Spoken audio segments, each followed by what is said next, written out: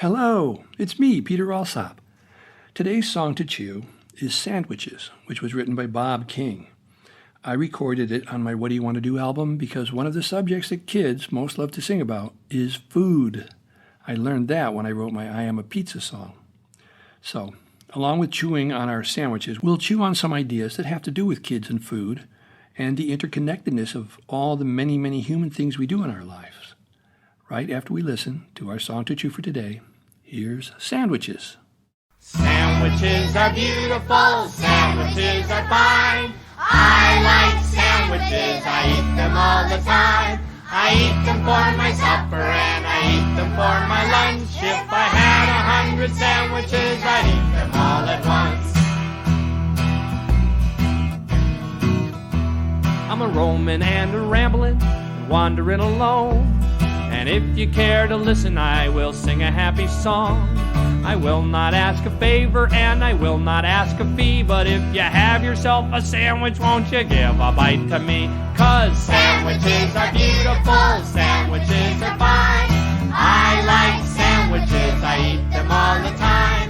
I eat them for my supper and I eat them for my lunch. If I had 100 sandwiches, I'd eat them all at once. Once I went to England, I visited the Queen.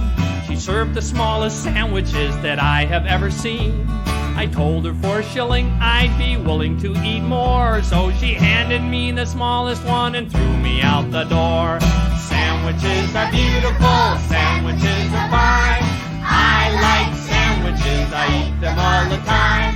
I eat them for my supper and I eat them for my lunch. If I had 100 sandwiches, I'd eat them all at once.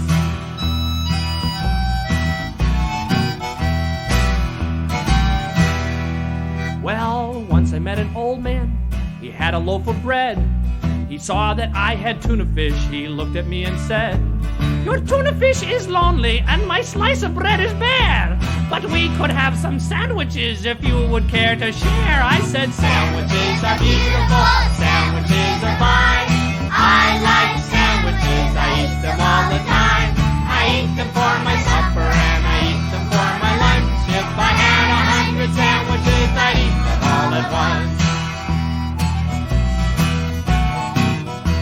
Now a sandwich may be egg or cheese or even peanut butter, but they all taste so good to me it really doesn't matter. Ham or jam or cucumber or any kind will do. I like sandwiches, how about you? Sandwiches are beautiful, sandwiches are fine.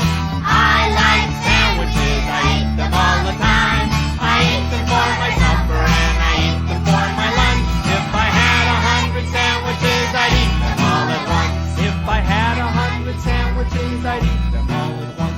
If I had 100 sandwiches, I'd eat them all at once. If I had 100 sandwiches, I'd eat them all at once. As I write these Songs to Chew episodes, I ask myself, what is it about a food song that connects so well with kids? At first glance, this song doesn't seem to have much depth to it. On the surface, it seems like most of the verses and content deal with just, sandwich things. But if we look a little deeper, we see that there are a number of other very human themes that touch many other parts of our lives. There's enjoyment. This singer loves eating sandwiches so much they claim that if they had 100 sandwiches, they'd eat them all at once. That's a lot of passion about food, wouldn't you say? I mean, all of us have favorite things that we like to eat, and I remember making extravagant claims about how much I love to eat certain kinds of food, mostly as a kid. My mom would say, "Peter, your eyes are much bigger than your stomach." And that's such a weird image. I loved it. And when I couldn't finish what I put on my plate, I knew exactly what she meant. Then there's the concept of sharing. If you have yourself a sandwich, won't you give a bite to me? Or maybe that's the concept of mooching, trying to get something that someone else has, but if you have some, you don't really want to share it. Mooching is like a one-way street, and real sharing is more like a two-way street. Traffic goes in both directions. How about bartering? The singer offers the Queen of England a shilling for one of her sandwiches, and then expresses anger and resentment because they got the smallest one. They felt like they didn't get their money's worth and were poorly treated. She threw them out the door. Well, if you chew on this interaction just a bit more, we can explore things like expectations and boundary setting. I'm guessing the singer was looking forward to sitting down with the Queen and eating their sandwiches together, but the Queen obviously was not interested in that. And what about the flavor and contents of the sandwich? Seems like the singer is only upset and feels gypped because the sandwich is so small. Eating and bartering isn't about quantity of food. For many people, it's about the quality of the meal as well, which often is more important than the amount of food that's eaten. And as far as boundaries go, did the singer negotiate with the Queen about what exactly their shilling would buy? Or did they just jump in without thinking, without setting clear boundaries? Because if they'd taken the time to negotiate with the Queen, that entire third verse might have turned out much better for them than simply being thrown out the door. And the old man in the next verse, who had a loaf of bread, now there's someone who knew how to negotiate. He made sure up front that the singer had tuna fish, and that he was only offering to share his bread if the singer would share some tuna fish. Remember, sharing's a two-way street, right? And the last verse actually addresses the concept of building community by sharing and negotiating. It really doesn't matter. Any kind will do. I like sandwiches. How about you?